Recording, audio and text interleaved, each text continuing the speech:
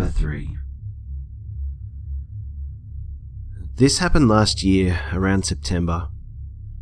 I was given a job at my campus's main dining hall. I was in charge of the inventory. It was just a 15-hour-a-week job that I had taken to get a little extra money. It wasn't hard at all. I just counted the amount of plates, cups, miscellaneous food items, etc.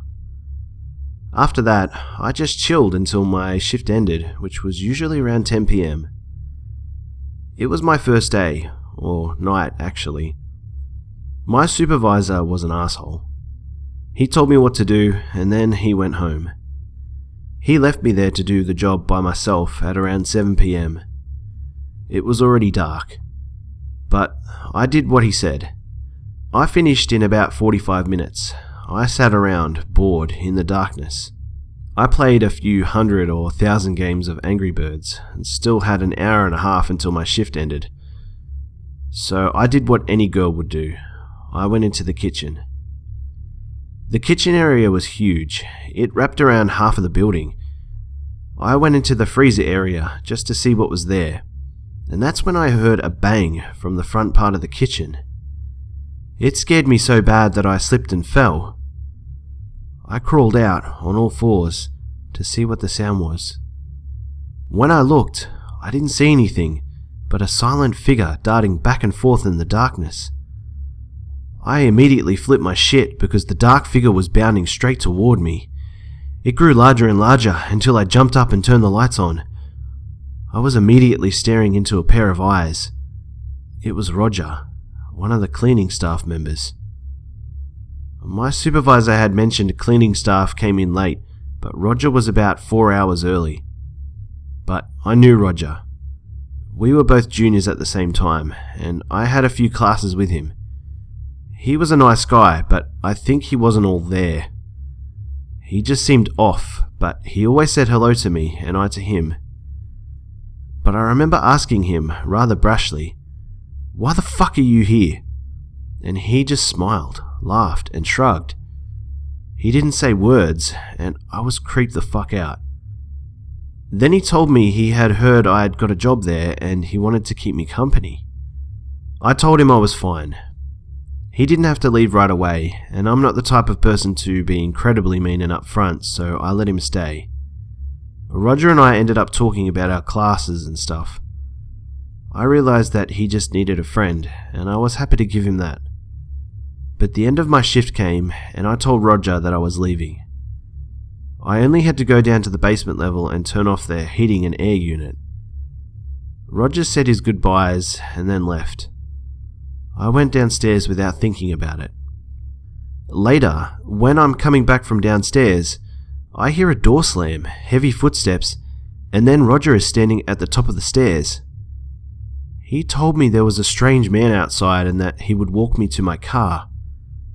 I stopped, hesitated, then nodded. I trusted Roger. He was harmless. Or so I thought.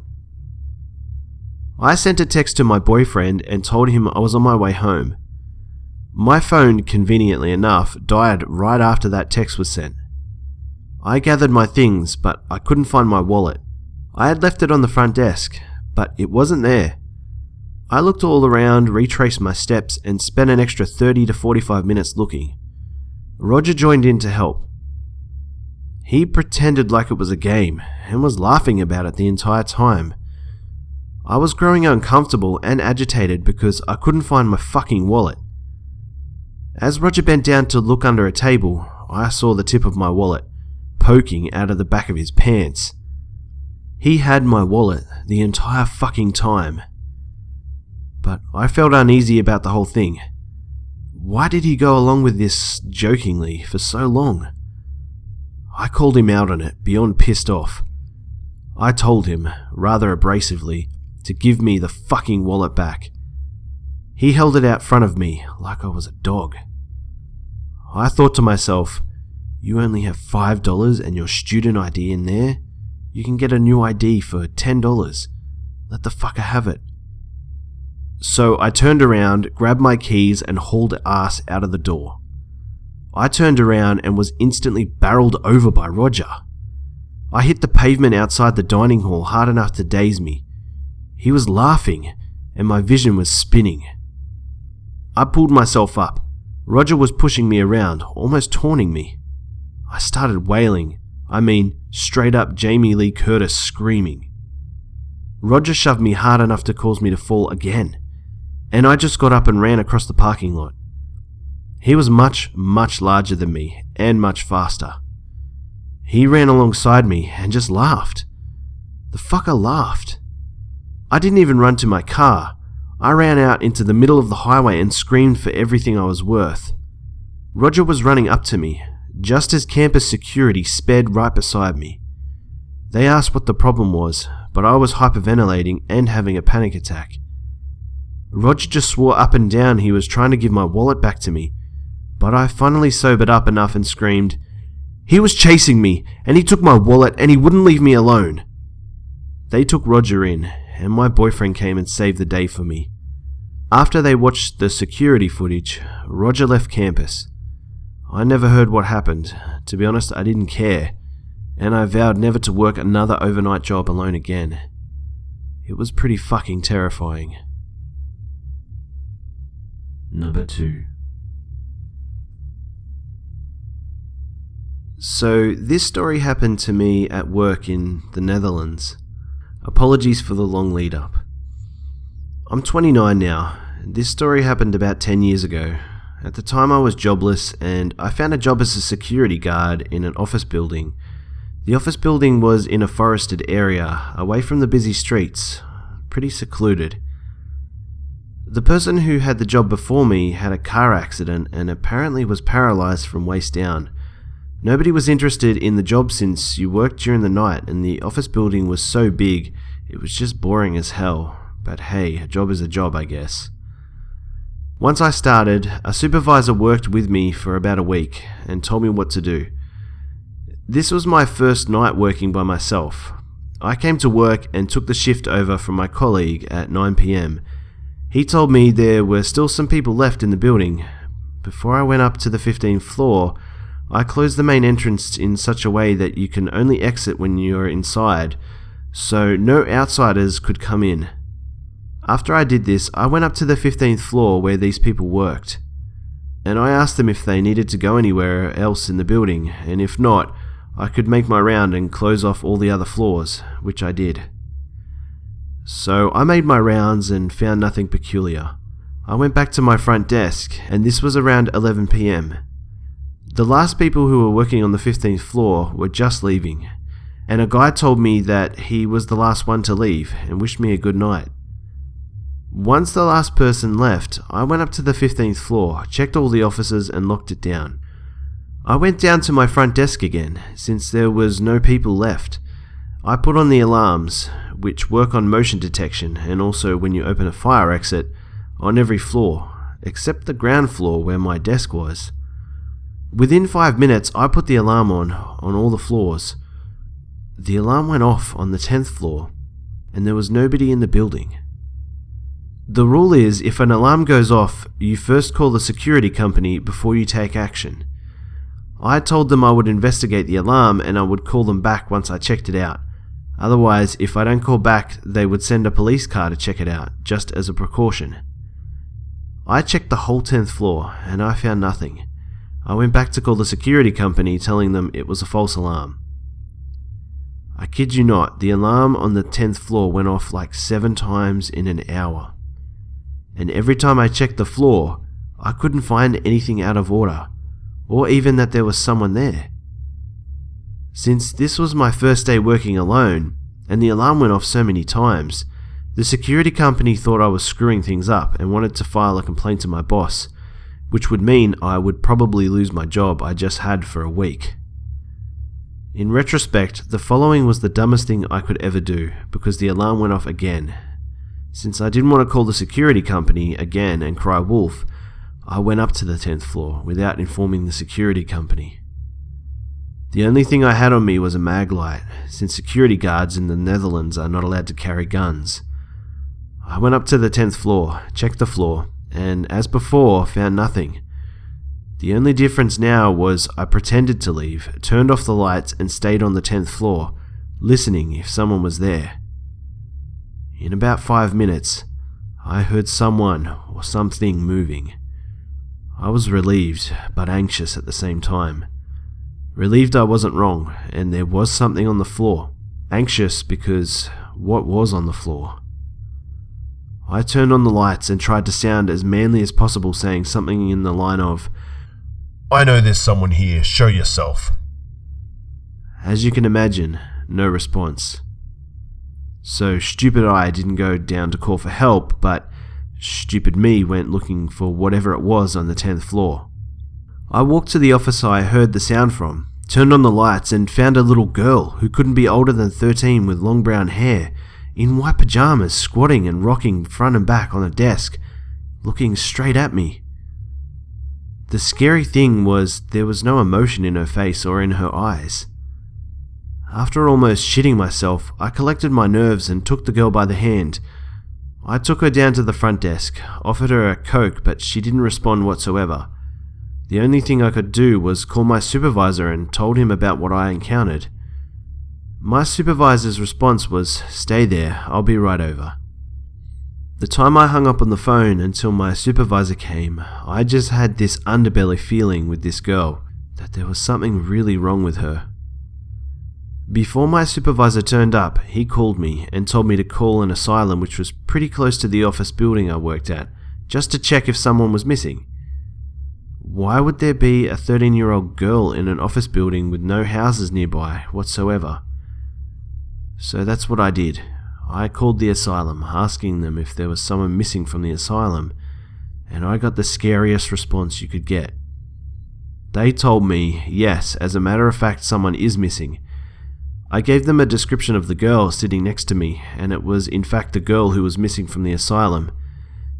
They told me she was really dangerous, and that I should watch my back at all costs. They immediately sent people over to take the little girl with them. A week later, my supervisor told me the story of the little girl I found, since he talked with the people from the asylum. It turns out the girl killed her mum and dad and little brother while they were asleep when she was 11. Even in the asylum, she wounded staff members, either by stabbing them with a pencil or, in another case, biting a piece of an ear off. To this day, we still have no clue how she ever came into the building. We checked all the cameras and there was no footage of her ever entering the building. Number 1. I work part-time for my university's IT department. I manage the public computer sites, fix machines when they're broken, handle scheduling of other consultants, etc. I'm mostly on call all the time, and during a summer weekend there is not much to do except get paid. The campus library is across the hall from my office. Normally it's open even on weekends, but it was closed for the intersession this weekend before the semester began. Lights off, doors locked. There's no way to get in unless you have a swipe card access, which I do. There are computers in there. So, I'm in my office passing time on the internet when I hear a bit of a racket. I peek out the door and there's this bigger man, probably about 40, tugging on the doors and trying to rip them open. He noticed me come out and asks, or more like yells to me, "When does this place open?" I pointed to the hours sign and explained it would be open on Monday when classes began. He walks away and seems unsatisfied with that answer. More time passes, and out of boredom, I decided I'm going to go check out the library. I've only been in there once before while it was closed. I swipe my card and go in. It's really creepy in that place when it's closed. I wasn't supposed to be in there. If I got caught, I'd probably be in a small amount of trouble since I really didn't have permission or a reason for being in another department's area during closed hours. All of the lights are off except one light coming through some of the windows.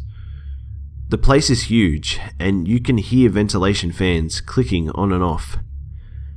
As I creep past the rows and the aisles, the locked door study cubicles creak and make noises occasionally as if someone were inside them, which is often true.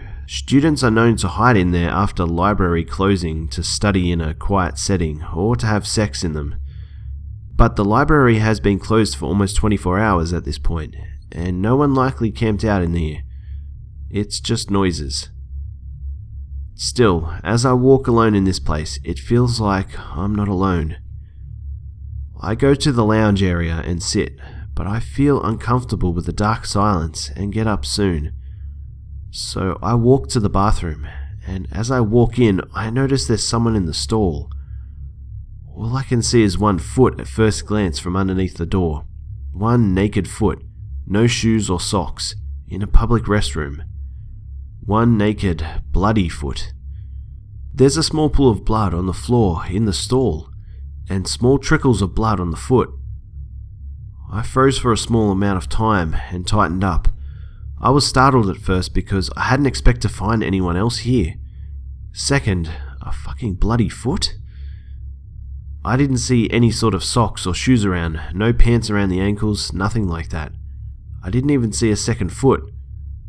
A pale, cold, white foot. It was large too.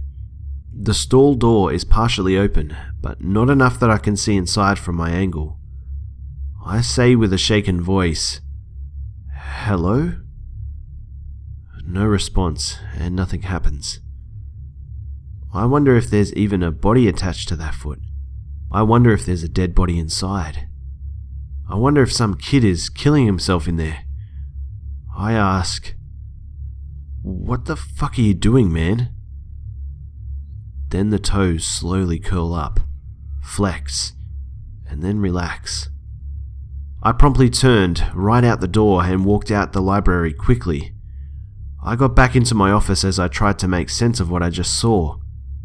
Should I call campus police? I really just didn't want to get involved with dealing with paperwork or questions with the police. I justified that I wasn't supposed to be over there anyway and would have to lie about some reason of why I was, and I called my friend Andy instead. I just wanted to talk to someone about what I had seen. I felt queasy. Andy and I talked for a good 40 minutes, most of it just like, "Shit, dude, that's messed up." I heavily considered calling the police, but so much time had passed I assumed the person would be long gone. The bloody foot also certainly thought he was alone, so he would have been startled by my appearance too. I decided I'm going to go back and stay on the phone with Andy. I knew how stupid this was, and if someone is hurting themselves, they may not care to take me out either. They probably were unstable, and they would have some sort of knife or blade, I'm guessing. I'm not in any mood to get in a knife fight here either during my night shift, but I want to go check the bathroom again. As I walk through the library, it's worse this time, because now I'm not alone, and there's someone else here possibly with a weapon. Still, dead silent and dark. I softly walk to the bathroom and listen outside the door for a moment. I don't hear any sound, but I get the chills. Andy is on speakerphone, but it's staying silent. I go inside. The foot is still there. There's more blood than before. Still cold and pale looking. The door is now shut to the stall. I was really hoping not to see anyone in here this time. I did not want to anger a possibly suicidal person. I ask, "Are you alright?" No response, no motion, only blood. It's making me feel sick. I repeat, "Are you okay in there? Do you need me to call for help or anything?" Slowly, the foot turns and points towards me. A second foot steps down alongside it, also the blood smeared all over it. Whatever is inside the stall is now standing and facing directly at me, with only the wall between us. I can't see the top of any head either. My heart starts racing. Finally, a deep voice responds, "I am fine." That was good enough an answer for me. I promptly turn and leave. This time, I run. I had told myself before going in that if he was still there, I'd definitely call the police. But I still didn't. He said he was fine, and I wanted to put all of this out of my head and forget about it. The voice sounded like an older man, I'd guess 30 to 50. The size of the feet made him seem big, but not necessarily tall. I locked the door to my office and do nothing for the last 30 minutes or so of my shift. When I step out into the hallway, there's bloody footprints walking out of the library and over to my office door. Plenty of them outside my door. It was pacing and standing there for a while by the looks of things. Small drips of blood led away from my door and stopped after a small distance. I was horrified. I hurried to my truck. I paused for a moment and realized with the amount of blood outside my office door and in that hallway, I can't just leave. I'll probably be asked about it anyway. I should call it in. I head back, and all the footprints are mostly gone. All of the fucking bloody footprints and drops are wiped away. There are small smears here and there. It obviously wasn't a perfect cleaning job, but I was only gone from my truck for maybe 5 or 10 minutes. Whatever it is, it's still here, hanging around, watching me, cleaning up after itself too. I'm so frightened at this stage. I go back to my truck, but there are now bloody towels on my door handle, on the ground, on the hood of my truck. This person is seriously fucking with me. I hurry right over to the campus police. I'm just going to tell them the whole story. Even the fact that I was also trespassing and that I went back for a second visit instead of calling police first. And I did. I told them everything. They took pictures of my car and told me they'd look into it. They returned to the library but requested that I do not accompany them back inside. I went home. This was 2 days ago and I have not heard anything since. I work again tonight. Another fucking closing shift.